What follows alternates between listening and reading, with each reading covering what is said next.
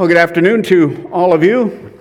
Well, the traffic in this city is getting worse and worse. Made it all right from up to Huntsville and back here this morning, but been going up there about 12 years, and it's a lot heavier than it ever used to be. Still no backup here today, but it's steady stream. And of course, they're doing some construction, so that slows it down a little bit. But that wasn't the problem. Actually, last evening I scheduled myself to give the prison Bible study in Navasota at the Luther unit. So it's at 5:30, and I left my house about 4:15, plenty of time to get there. It's only an hour at the most.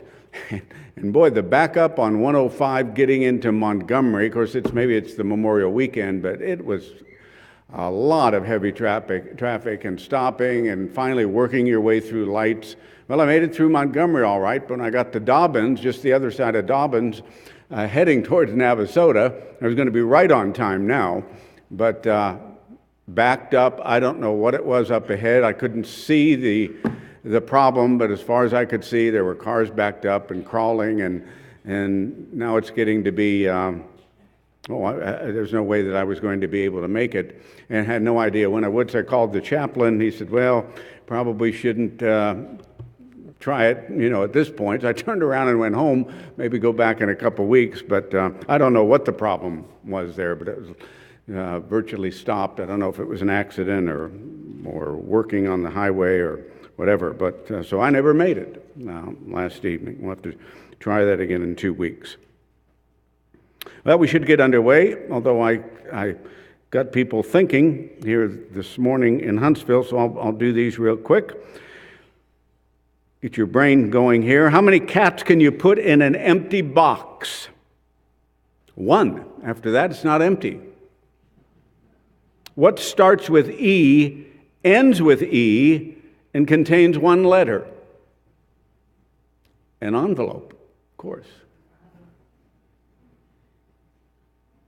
I travel all over the world, but always stay in my corner. What am I? A stamp.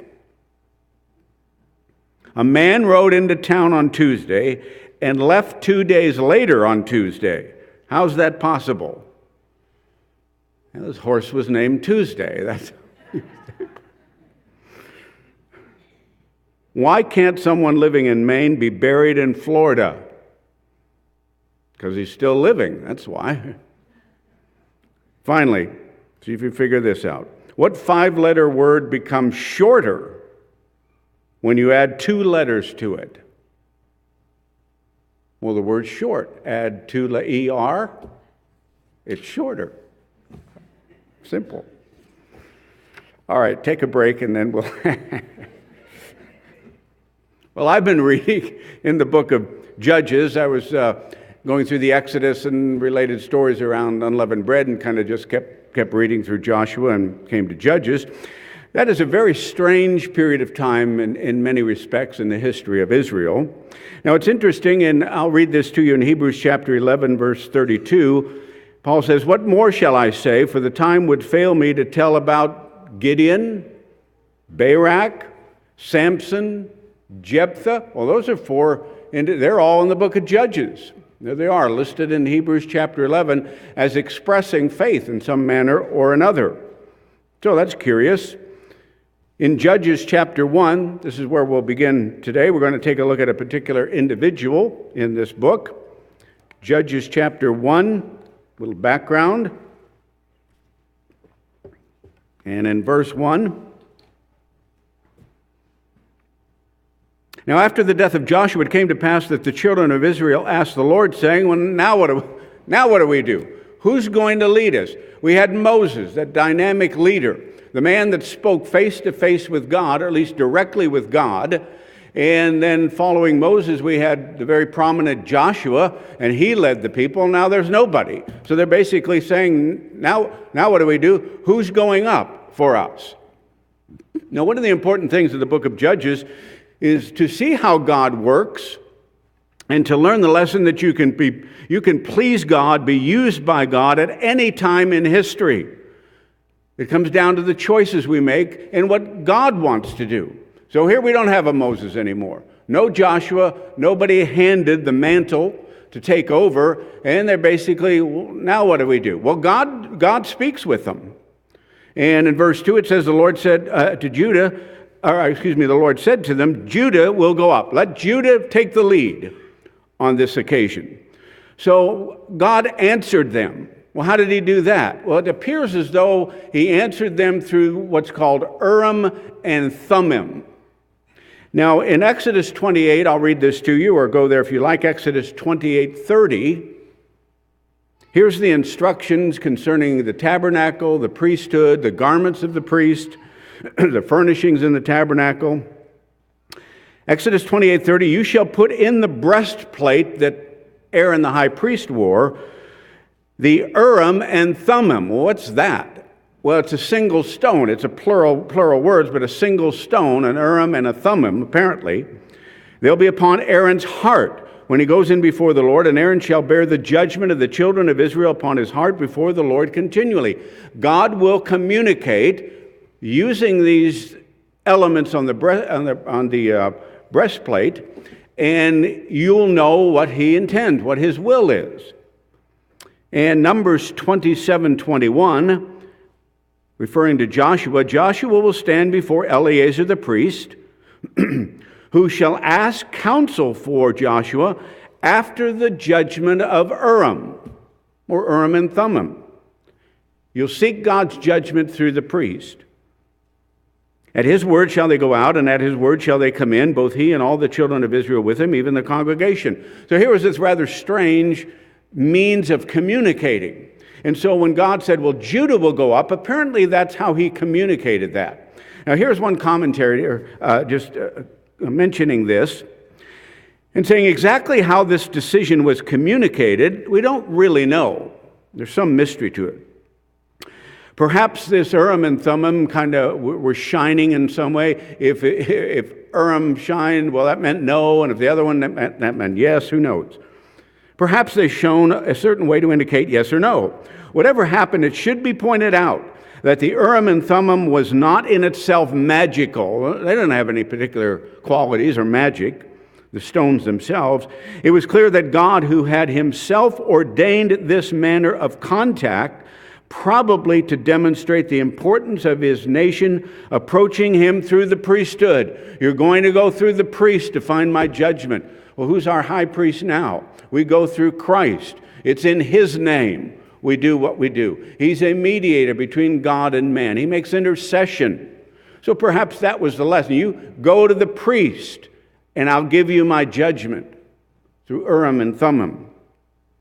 And it was clearly he who caused, that is God, who caused any supernatural emanation such as those described. Okay, that's the way God's doing it.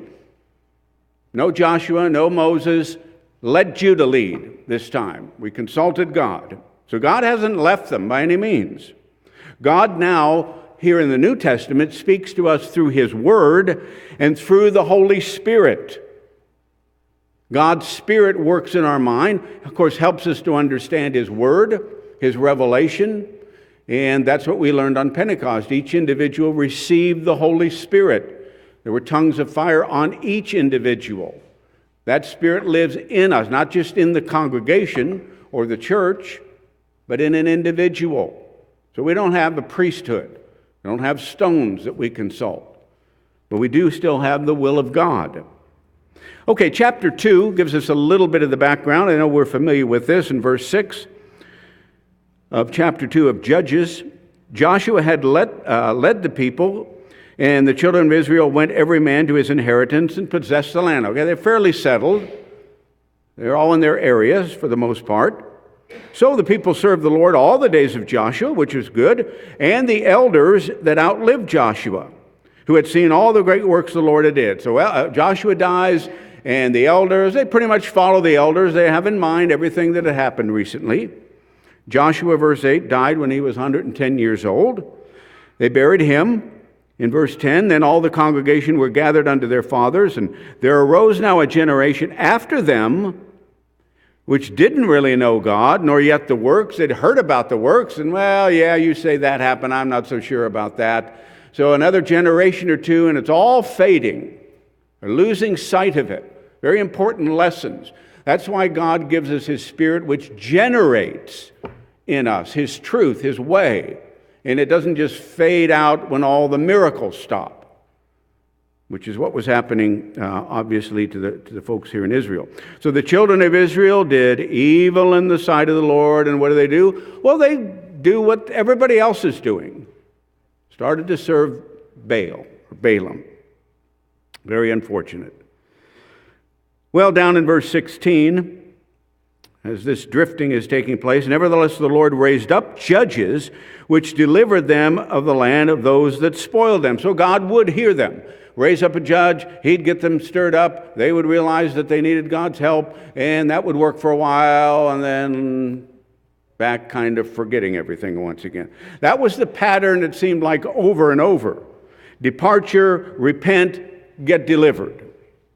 So there's a warning, obviously, for all of us. All these things are written for our example, that we have a straight, as Matthew says, your eye be single. We don't have to drift away and fade away, not spiritually speaking. They apparently just grew tired and kind of lost their faith. Could hardly remember. Didn't seem like God was doing a whole lot of things right now, so, maybe this whole thing's coming to an end. So now they're facing another trial. So here we pick it up in chapter 6, begin to introduce to the individual that we'll take a look at here this afternoon. Judges chapter 6. Here's the circumstance that they were facing. The children of Israel, of course, once again, after a little time went by, did evil in the sight of the Lord. So God delivered them into the hand of Midian, and this was a good 7 years. Well, the hand of Midian prevailed against Israel because of the Midianites. The children of Israel made them in dens, which are in the mountains and caves and strongholds. So they're uprooting their family. Let's get up to the hills. We'll live in a cave. It's not safe down here in the valley, in our homes. Terrible circumstance they're dealing with. Verse 3, and it happened to be when Israel had sown its crop, the Midianites just came into town, so to speak, and the Amalekites, the children of the east, even they came up against them. They encamped against them, destroyed the increase of the earth till you come into Gaza, left no sustenance for Israel, neither sheep nor oxen or animal or anything. They were kind of nomads, and there's a nice looking crop. It's just about ripe. Swoop in, take what you want, destroy the rest, be on your way. Reminded me, I mentioned this morning, reminded me of that movie, The Magnificent Seven. It was kind of a similar theme. You had this Calvera heading up this group of bandits south of the border, and here was this little border town, the people and their families, and once they get their crop in, well, here comes Calvera into town, grabs their crops and some of their animals, and then he's off again. And they're kind of very much impoverished, so they go looking for somebody to help. Of course, they hire a huge number of men, like 7. Yul Brynner and who else? Steve McQueen and Bronson and several other individuals. One of the better movies that I've enjoyed. But remember, Calvera comes back to town, and now the 7 of them are waiting for him. And they kind of have a die. Calvera says, "Oh, I see you've put up walls. Those walls won't keep us out." And Yul Brynner says, "They weren't made to keep you out, they were made to keep you in." And that was kind of began, the confrontation, and you'll have to rent the movie to see the rest of it. But anyway, one of the better movies, was a similar set of circumstances here, really, that's taking place. Verse 5, for they came up with their cattle and their tents, and they came as grasshoppers for multitude. In verse 5 here, they and their camels were without number. They entered into the land to destroy it. Israel was greatly impoverished by this. So they're living up in caves. They're losing their crops. And they need help.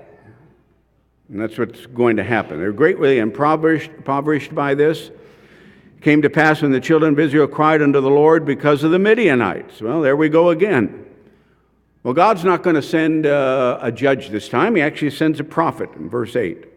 So the Lord sent a prophet unto the children of Israel, which said unto them, Thus says the Lord God of Israel, Well, I brought you up out of Egypt. I brought you forth out of the house of bondage. I delivered you out of the hand of the Egyptians.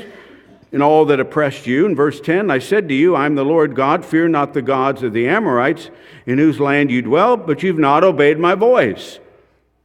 So here's the answer. They had to see the root cause. Well, you'd think, well, anybody could see that. Well, no, they can't. You sometimes are blinded. Well, what did we do?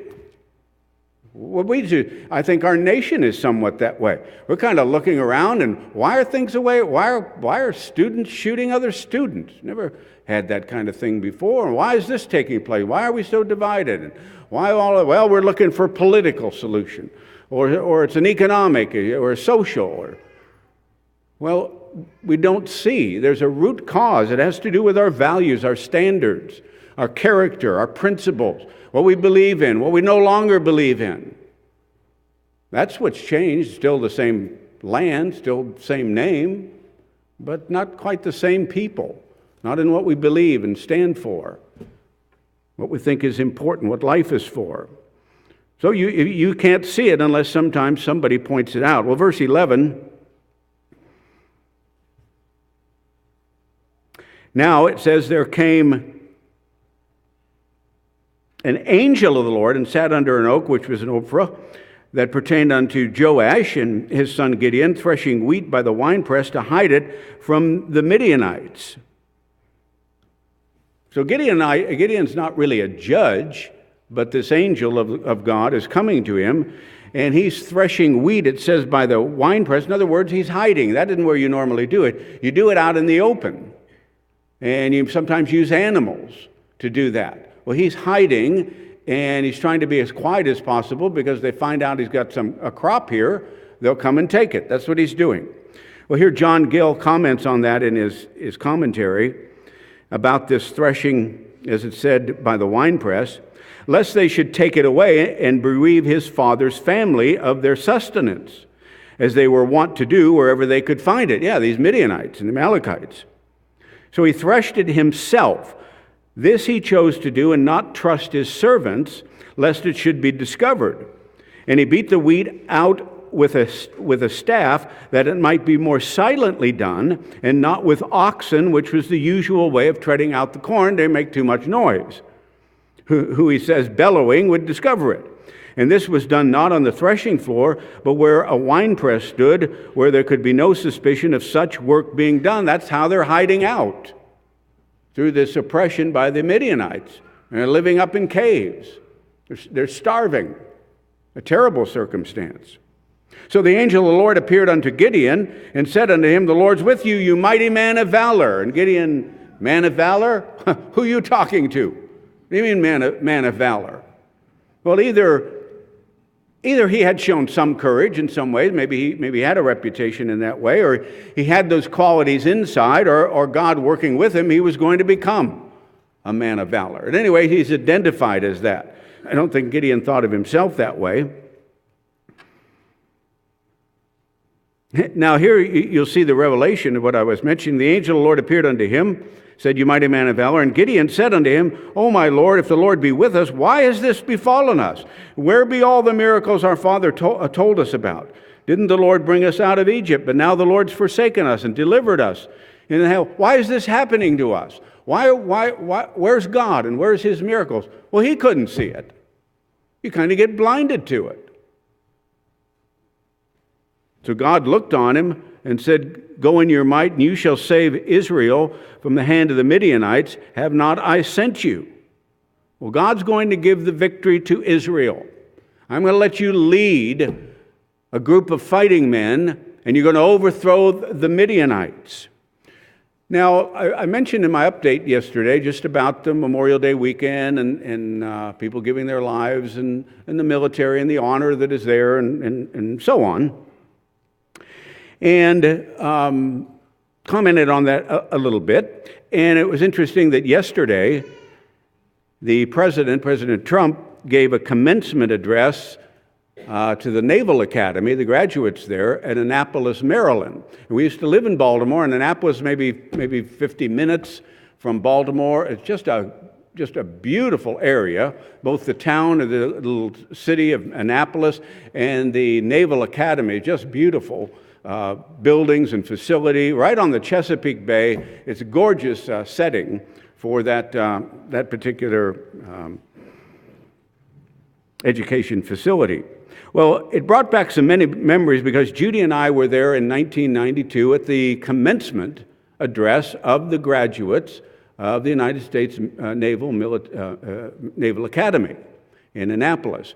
Now, we were there because we had somebody that was coming into the church who was in the Naval Academy, and he was graduating that year, and he had come into the church. And now it was quite a dilemma for him in many respects because he could drop out of the Navy, but because he went to the Naval Academy and they pay for everything, he was going to owe $150,000, $200,000 because if we're not giving you an education, then you decide you're leaving. Well, the last I heard, he was able to arrange after his graduation not to actually have to do any duty on the Sabbath. I don't know how it turned out because it wasn't long that we moved to Minneapolis and then the worldwide kind of breakup came, and so I lost track of him. But it was a very interesting set of circumstances. Well, nonetheless, he was graduating, so he invited Judy and I and some others there to the commencement exercise. And the speaker that day was General Schwarzkopf, and he had led the Gulf War and confrontation. And so he gave the commencement address. Now, you probably are aware that once they pronounce, the commencement is over and all the graduates are now officers and have a commission in the Navy, well, then they take their hats. You've all seen them, and they all throw the hats up in the air. Well, I ended up catching one of them, and there it is. So I've saved it all this time. And because they throw it up and they get rid of it, they don't need it anymore. That's not the hat they're going to have now that they're a commissioned officer in the Navy. Sometimes some of them will put a note in there, if you get this hat, please send it to. But this one didn't have anything in it, so I kept it. And I've just for a souvenir all these years, because it was quite an experience, both to be there, to see the ceremony, and to see them graduate. And so I think I'll hang on to that. I tried it on, and he was a small person because I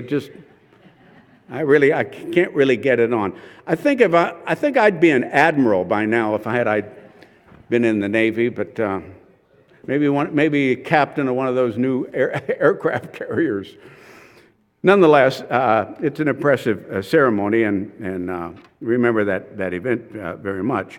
But of course, the scriptures talk about learning the art of war. That's obviously what they do. Now, the motive can be honorable in protecting the country and so on, but it's war nonetheless, and war is never a pretty circumstance or event, as I think we all know. The churches call it a just war at times because maybe you're defending your country and maybe there's an honorable intent behind it.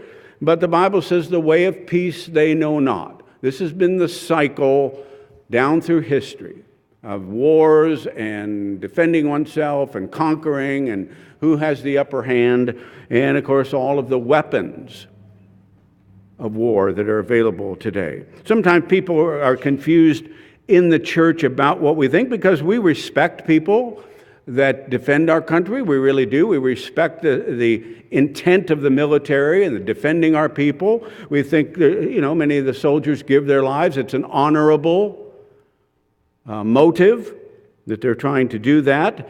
But at the same time, we would not do that. As Christians, we would not choose that solution for ourselves or participate in that. Israel was a physical nation, so God worked with them like a physical, unconverted nation. They went to war, he gave them the victory. Even David led them in war. And he led them to many victories as well. That's the way God worked at that time, just like in the time of the judges. God did that. Of course, David, although God let him lead the nation into battle and defeated the enemies, God saw that David too often just seemed to enjoy this battle. and the thrill of the battle and the victory, and called David kind of a bloody man because he got into that and enjoyed it too much. Wasn't the purpose of it. Well, it's kind of another story, but we learn, of course, a different way, a different solution that we'll teach in the world tomorrow. This is not what we do as a church, yet we can honor and respect those in our country or other countries who do all that they know to do. Well, we'll learn some important lessons here about Gideon and God using him, because he's going to go to battle. So let's go back to the story in verse 15.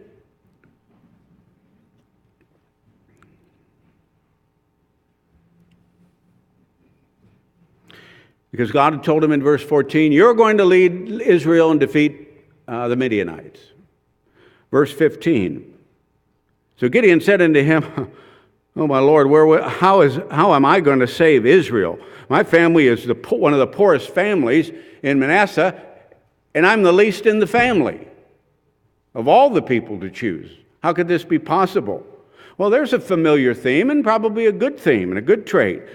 God often uses the one that is least expected.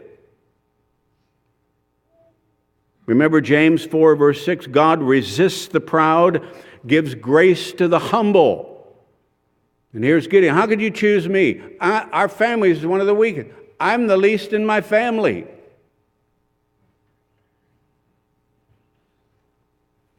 Kind of like Moses did. Oh, go send Aaron.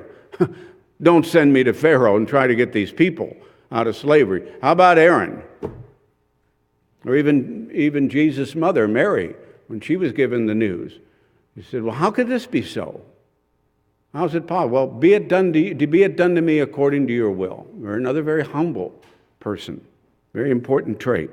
Well, God, of course, has to show that he's the one doing it. Remember the not many wise men, not many are called, that he might confound the mighty.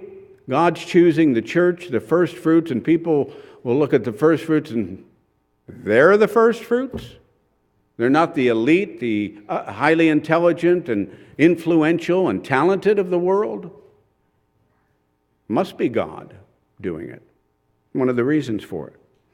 Well, the old formula, one God plus one weakling can accomplish great things if we allow God to do his will. So in verse 16, God said unto him, surely I'll be with you, and you're going to smite the Midianites as one man. And he said unto him, now if I've found grace in your sight, then show me a sign that you're talking with. Okay, you're an angel, all right, but you got to help me out here. Is this really from God?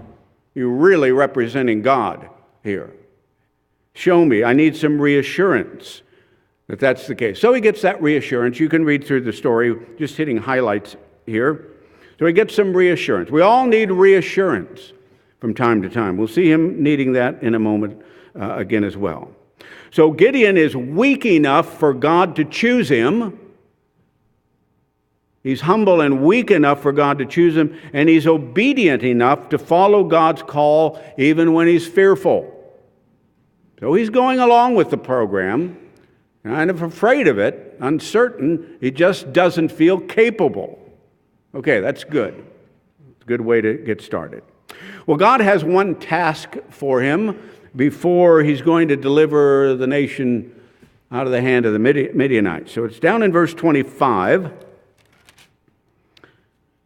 Verse 25, it came to pass the same night that the Lord said unto him, take your father's young bullock, even the second bullock of 7 years old, throw down the altar of Baal that your father has, and cut down the grove that's by it. Your father's got this grove and this means of offering to a false god. I want you to take the animal he was going to use for that and throw that thing down and destroy it, and destroy the animal as well.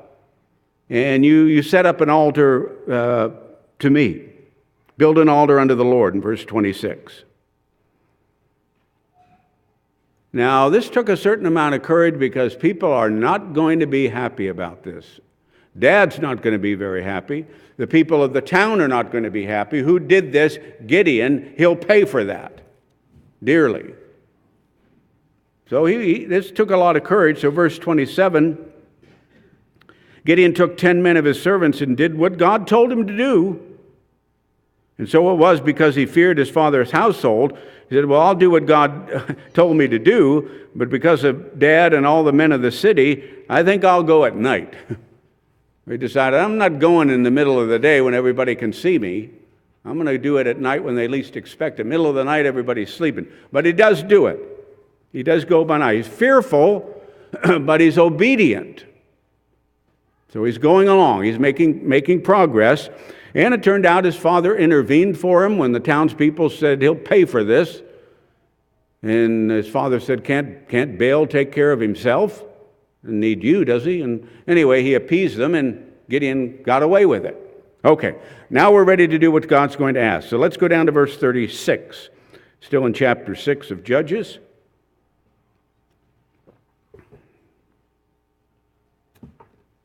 So here's Gideon again.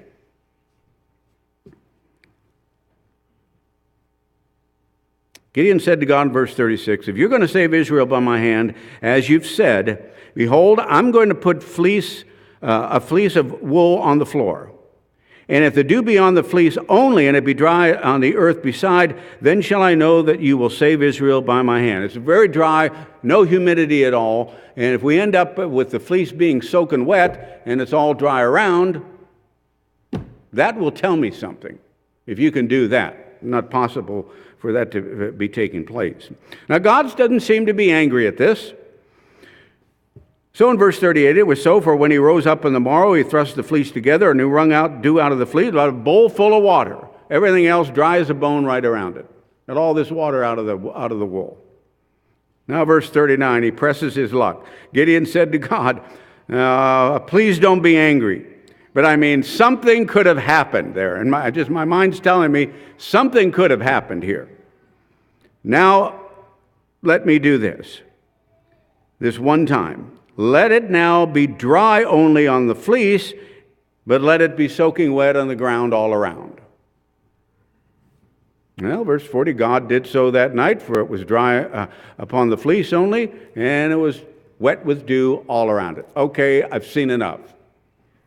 He's reassured by that. So Gideon wasn't necessarily looking for guidance in that this will tell me, whether I should or I shouldn't. He was looking for reassurance.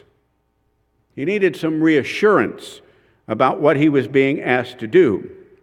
I've mentioned before about being careful about throwing out conditions for God. Well, God, if you do this, that'll tell me that this is your will and decision. We can't set up circumstances that we put God in, and then whatever happens, well, that's what God is telling me to do, and I decided that's how it's going to be done. Well, he can't do that. I may have told you some time ago about a man years ago in the church that left the church, and I talked to him afterward. Well, what happened? Why'd you leave? He said, well, I'd prayed before I went to church. I said, God, show me whether you want me to stay in the church or not. Because he was influenced by others and kind of confused about some things. It was a little bit of a confusing time. Well, God, show me. Well, he was on the stage because he had some duties, and some other men were up there. And one of the men had to move the podium, so he asked the fellow that was over there, hey, Bill, help me move the podium. And this other fellow was nearby, and he said, that told me God didn't want me here anymore. Well, all the man did was something you normally might do. Just grab this hey, Bob, help me move it. And he didn't ask the other person. And that was the sign, he thought, that told him, well, God, I think God's telling me I don't belong here. Well, he had that worked up, I think, already in his own mind and stumbled upon maybe the decision that pointed to what he wanted in the first place. So we're in a different set of circumstances today, and we don't set up these different conditions for God to meet, and then we know what his will is. All right, let's go on to the next chapter, chapter 7.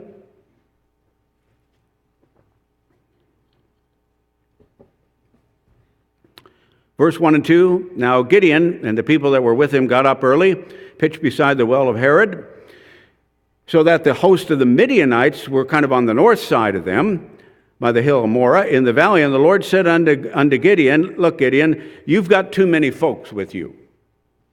This is way too large of an army because you win and all the people are going to be congratulating themselves on how tough they are and how good of fighters they are, and it's all going to be on them. I don't like that. You got too many people. Now, in case you think that it's really too many, look at chapter 8 and verse 10. Now, this is after their defeat. It's kind of wrapping up the story. Chapter 8 and verse 10, the Zeba and Zalmunna, their hosts with them, about 15,000 men were all that were left of the host of the children of East. There fell 120,000 men. 120,000 died, 15 left. Well, how many is that total to start with? 135. 135,000. So here's Gideon, and he's got too many people, and I think it's like 22,000 or 20,000 here, we'll see. So you've got too many. It's 4-1 against you. That's too many. Verse 3. Now therefore, go and proclaim in the ears of the people, saying, whosoever is fearful and afraid, let him return and depart early from the Mount Gilead. So they returned to the people, 22,000. Yes, 22 left. Who's ever fearful and afraid, and they look at them, I am. They've got 135,000. What do you think, we're crazy? We're going home. 22,000 leave, 10,000 remain. The fearful left. What's it say in Revelation 21:7? He that overcomes will inherit all things, and I'll be his God. He'll be my son. The fearful and unbelieving. Fear cannot dictate our actions. It's normal to be afraid. We all get afraid of things, one way or the other, no matter what it is. But we always have to do God's will when we're afraid. We can't let fear dictate to us, which is God said, okay, who's afraid? Okay, go home if you're afraid. Fear is one of the primary enemies of overcoming. Very dangerous for that to take place and then to be dictated simply by that. Well, now we got 10,000. Okay. Try to do something with these 10,000. The weak which God chose in the beginning, the weak have become weaker, down to 10,000. So down in verse 4, verse 4 of chapter 7, the Lord said unto Gideon, you've got too many people here. What? We've lost 22,000. I've got 10,000 to go against 135. God said, that's too many. Can't deal with that. There's too many. I want you to bring them down to the water, and I'll try them there for you there, and it'll be that of whom I say unto you, this shall go with you, the same shall go with you. Whoever I say doesn't, then they don't go. So he brought down the people unto the water, and the Lord said unto Gideon, look, everyone, we're going to have two groups, he says. Everyone that laps of the water with his tongue like a dog laps, him shall you set aside by himself, and likewise everyone that bows down to drink upon his knees. Okay, you're going to have one group that gets down on their knees, and there's the pond or the water, and they're going to stick their head in it and drink. And there's going to be another group, who knows which group's bigger. The other group's going to kind of squat down, and they'll scoop up the water, and they'll kind of lick it with their tongue and drink it that way. That's the two groups. Well, verse 6, the number of them that lapped, putting their hand to their mouth, were a grand total of 300. But the rest of the people bowed down upon their knees, stuck their head in the water, and got all the water they wanted. There's your two groups. So God said to Gideon, by the 300 men that lapped will I save you, and deliver the Midianites into your hand, and let all the other people, they can all go. 10,000, now we got 300. So what's that leave? 9,700. Let the 9,700 go ahead and go. We don't need them. What's Gideon doing about now? What are we doing here? What's happening here? Very important lesson, though, isn't it? So the people took victuals in their hand, and God's, of course, giving them the test in doing this, down to 300 people. So they took their victuals and sent the rest of Israel, every man unto his tent. Remained those 300 men, and the host of Midian was beneath them in the valley. 135,000, we got all of 300. Gideon's army. Some wonder whether or not God's preparing Gideon's army now, the end of the age. Well, that's interesting thought about that. How would that be? Well, you can't really figure it out, what God is doing. Maybe it has something to do, there's a lot of different groups and a lot of dividing up, and we don't try to judge who this group is or that group or grade them in some particular way. They do what they need to do. We do what we need to do. God's a judge. Maybe there's some kind of a Gideon's army prepared. Maybe it has nothing to do with the division of groups. God knows what he's doing, because who would have ever thought God's going to figure it out by how they decide to get a drink? Here, how we'll divide them. How they get a drink of water. Well, what does that have to do with anything? So you can't figure out how God might be preparing for the future. Maybe there is a Gideon's army.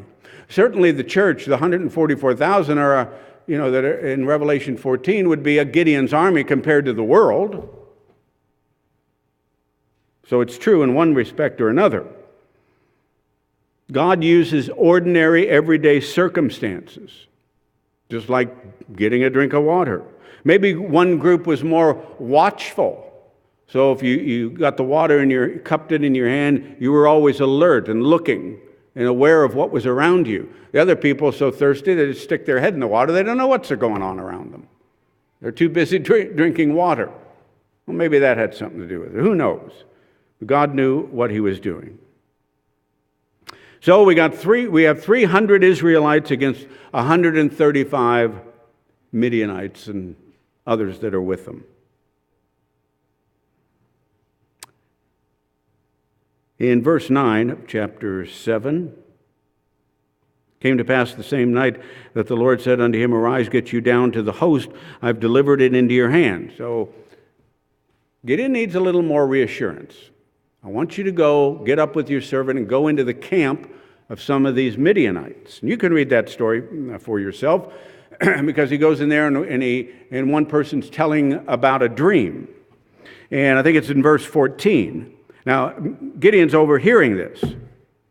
This Midianite and his fellow answered and said, This is nothing else. What's this dream about? Well, this is nothing else save the sword of Gideon, the son of Joash, the man of Israel, for into his hand has God delivered Midian and all the host. He hears this person had this dream. He says, I know this is of God. No way that I could stumble upon somebody that had a dream like that when God tells me to go down there, which I wouldn't have done. I got it. I'm sure now. He's adding the fleece and the different things together. I got my confidence. I'm reassured with that.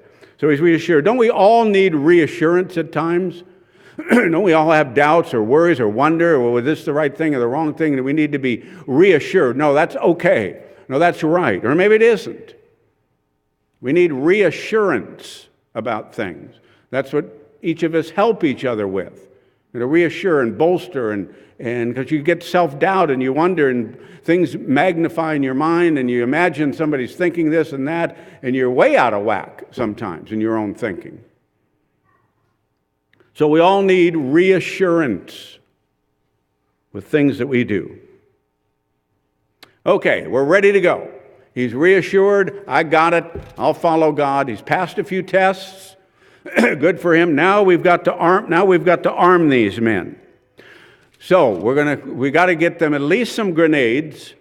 A bazooka would help. A flamethrower, that'd be good. Automatic weapons, maybe a tank. They only got 300 people.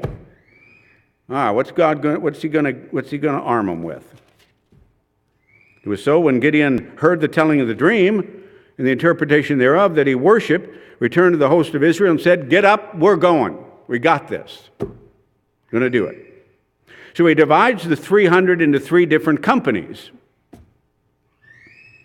So here's the weapons. A trumpet, an empty pitcher, and some lamps that are inside. Let's go. We're ready. What? There's some weapons for you. A trumpet. That'll kill a lot of people. That'll do good. And a lamp. And inside this pitcher is this candle. Let's go. We're ready for battle. There's the armor of God for you.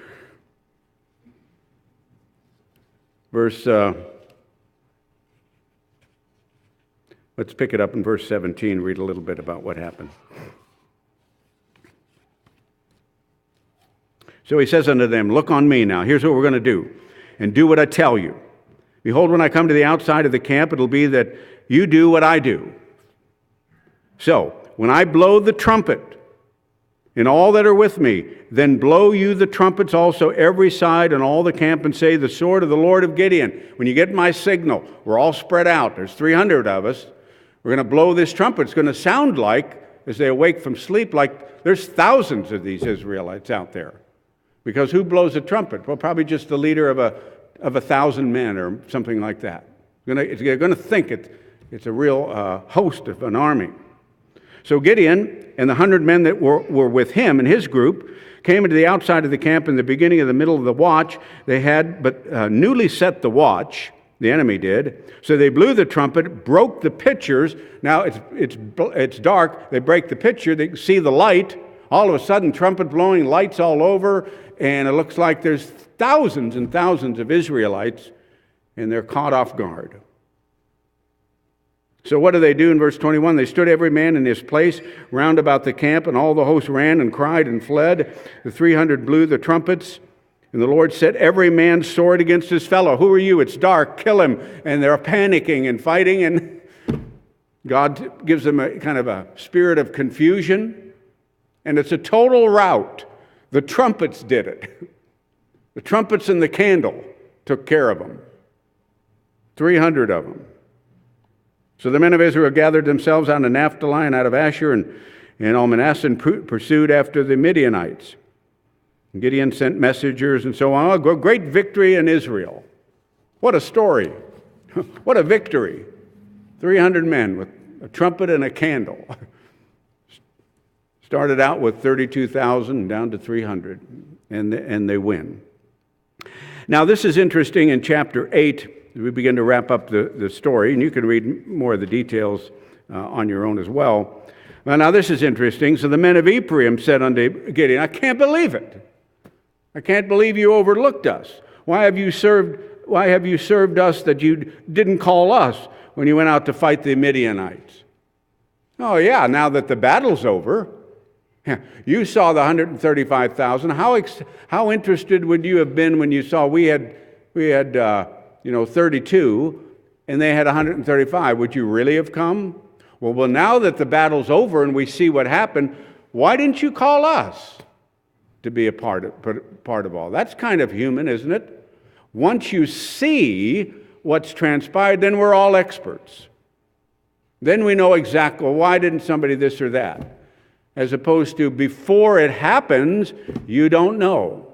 A lot of times commentators are that way. Political commentators, sports commentators. Well, yeah, now that you know the play didn't work, of course it was stupid.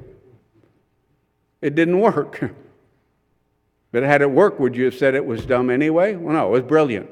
Brilliant call. You see what happens, then you're an expert. And now they're all brave. There's the courage. Why didn't you call us? We would have joined you. Well, he appeases them. Well, look, you chased after them and you got some of them. If we hadn't done that, then we wouldn't have had the victory. And anyway, okay. They felt better after that. Isn't that human? Isn't that typical? Well, last couple of verses here in the story. I'm afraid it doesn't end up as well as we would like. In one sense, it starts out that way in verse 22. So here's Gideon, great victor, leads them into battle. What happens often when you have a very successful general? Eisenhower, Grant. You be the president. You be our leader. People admire them and look up to them. So the men of Israel in verse 22 of chapter 8 said to Gideon, you rule over us, and when you're gone, your son can take over. You've delivered us from the hand of Midian, this terrible oppression. We're free again. Come back out of the caves. Gideon said unto them, No, I'm not going to rule over you, neither shall my son. God's going to rule. Well, good for him. God will rule. He didn't call me and set me up to rule over you. Not going to do it. Well, good for him. Still humble, even after the victory. He knew all the things he was shown. I didn't give you any victory because of my greatness. Well, good for him. But, verse 24, Gideon said, well, there is one thing maybe you can do for me. Now that I think about it, I don't want to be a king and ruler. He said, I would like for you to give me every man the earrings that he got off these Midianites and Ishmaelites. They wore gold earrings. I'd kind of like those gathered up. I'll take those, kind of payment and a gift. And they said, well, sure, we'll do that for you. Verse 25, we'll willingly give them. And so they spread out a garment and cast every one of all these gold earrings. Well, they're a good amount. And the weight of the golden earrings he requested with 1,700 shekels of gold, besides ornaments and collars and purple and raiment. It was on the king of the Midian, besides the chains that were on their camel. Oh, there's a lot of stuff there. They liked all of that in their culture. So Gideon ends up making an ephod thereof, put it in the city, even in Ophrah, and all Israel went there whoring after it, which thing became a snare unto Gideon and his house, of all things. Now at the end. Kind of stumbles there at the end. Here's a commentary, Albert Barnes' commentary about this decision. In this desire for gold, Gideon falls to the level of ordinary men. And we may see it in the first decline of his glory, leading to a sad tarnishing of the luster of his bright name. Yeah, this was too bad. Got his eyes on that gold, and sets up something of false worship. The idolatrous honor paid to Gideon's ephod was probably a source of revenue to his house. He had a little income and money. Well, I delivered the whole nation. Shouldn't I be wealthy or rich as the result of it? Is that too much to ask? Well, that was too bad. That's in contrast to Abraham. Remember when Abraham went out and won the victory, and they tried to get him? He said, No, I don't want any of this. I don't want any kind of payment for that. I didn't do it. Elisha did that. Remember the story of Elisha and his servant? And it was Nahum that got healed. Nahum tried to pay Elisha. No, I don't take anything for that. I didn't heal you. Goodbye, and thank God, and we'll see you. And then here's Gehazi, the servant, runs out after him without Elisha knowing. Nahum, wait a minute. Yeah, we thought the whole thing, and we've got guests coming. We could use a lot of clothing and, really nice garments and some other things, and we'll appreciate that. Oh, yeah, sure, I'll give it to you. Be happy to. So Gehazi had his eyes on those material things. It was kind of interesting when he got back. He didn't think anybody would know about it. And Elisha said, don't you think I know what you did? Don't you think God showed me what you did? Is now the time to be gathering all of these material things? Really? So there was, Gideon falls to the human proclivity, the material things. Well, what are the lessons that we can learn from this story? A number of them. First of all, God uses the weak and makes them strong. When I am weak, then I am strong. Isn't that what Paul said? 2 Corinthians 12:9. God uses the weak and makes them strong. It's not their own strength. They know it comes from God. We wouldn't be able to do the things we do in living this way, coming out of the church, being contrary to the way the world is going. God used Gideon, who said he was weak, made him strong, leading an incredible victory. Number two, we must not allow fear to cause us to go back. Can't allow fear to cause us to go back. What's the parable of the talents? Matthew 25. Well, one got 5, or one got 10, one got 5, and one individual got 1. And what was his problem? He said, well, I tried to, I invested it and I lost the money. Well, that wasn't what it was. I had a bad investment. It went bad. No, he didn't at all. He hid it. Why did he hide it? I was afraid that if I lost it, I'd be in trouble. And Jesus said, well, you should have at least put it in the bank and got some interest. You're an unfaithful servant. You're just too afraid to do anything. I gave you those talents and said increase them. You didn't do it. It was fear that paralyzed him. We can't allow that. Fear is a part of life, but it can't cause us to go back on what we know we should do. Point number 3, we must remain humble. James 4, as we read that before, resist the proud, gives grace to the humble. The ones that don't think they know it all. They've achieved something. They're superior to others. Number 4, we must learn to trust God. Well, we can just go back to Joshua 1:9. Here's what God told Joshua in chapter 1, verse 9. Have not I commanded you, be strong and of good courage, be not afraid, neither be you dismayed, for the Lord your God's with you wherever you go. I'm with you wherever you go. And so Joshua's gone, but God was still with them. You could reach God through the high priest. In the book of Haggai, when the people said, this temple is inferior. Well, I'm ashamed of this temple compared to the temple of Solomon. God said, don't worry about that. I'm still with you. I haven't gone anywhere. I'll deal with this. So we have to learn to trust in God in the circumstances we find ourselves. And the lesson we just mentioned a moment ago, don't seek after material things first. Luke 12:15. A man's life consists not of the abundance of things he possesses. That isn't the essence of life. How much stuff do you have? How much money did you make? What about so many of the elite and the wealthy in society? They don't have their lives all together because they've got all this money. Really have more problems than others at times. The material things don't provide the essence of life, why we're living our life. And I guess we could say the last one, always examine yourself. What am I doing? Why am I doing this? Gideon was doing great. No, I don't want to be a king. I saw a lot of those gold earrings. I wouldn't mind at least having that. I'll make a little money with it. Set up kind of a shrine here and might as well make a little income, a little retirement here. Always examine ourselves. What are we thinking? Why are we doing this? What's our motive? What's in our heart? So the book of Judges is a very strange time in Israel. Really a transition from a Moses and a Joshua to whom?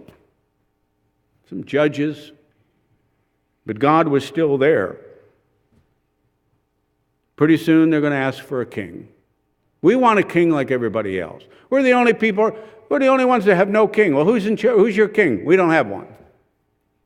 We want a king. So they came up with that, and eventually Samuel gave it to him, and God told Samuel, they're not rejecting you. They don't like how I'm choosing to lead them. So we'll let them have that.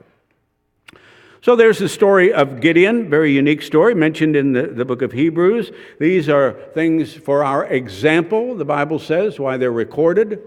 Example of his life, his choices. There's always the same spiritual values, the same God, unchanged today, yesterday, or tomorrow. Same Spirit, same God. We have God's Spirit today. We don't have to be like Israel, and we're all enthusiastic, and then we're completely off somewhere else, and God has to then punish us to bring us back. We have God's Spirit to help us, keep our eyes single. That's the purpose of the Spirit. Jesus said, believe me, you're better off if I leave you and you're granted the Spirit than if I'm just right here with you. You're better off with it in your life. We don't have to have these same experiences. We have God's Spirit. So Gideon was an example of humility and faith. Many positive things. God's preparing His own Gideon's army in whatever way He chooses to do that. God's preparing His own Gideon's army, of course, to teach and be in the world tomorrow. It's an army of Christian soldiers that wear the armor of God.